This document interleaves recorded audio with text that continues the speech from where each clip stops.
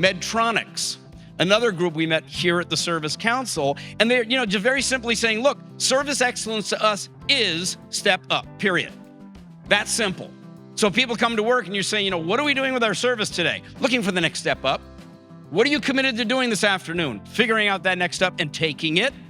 What are we going to go for this week? We want to find out from every customer what they would think the next step up could or should be. And the reason I like this slide is because it shows you not what the customer thinks of this, but what do their people think about learning this?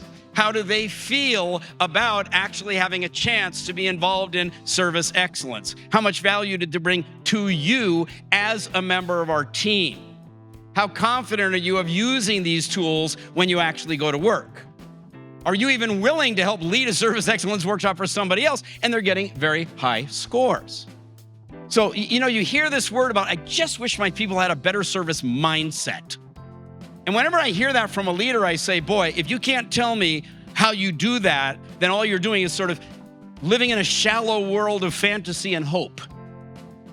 Like when I meet a leader and he says, or she says, I want to inculcate a service mindset into the DNA of my team. What the heck does that mean?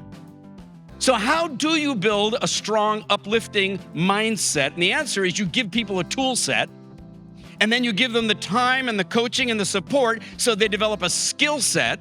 And then as they apply that skill set and they see that it works and they get the thank yous and they get the appreciation, the mindset automatically evolves. And one of the nicest things is when people say, oh yeah, I'm using it with my wife now at home. Thanks for watching this video. Your dedication to serving better and caring more makes the world a better place for everyone. For more uplifting ideas, practical insights, and free resources, please subscribe now.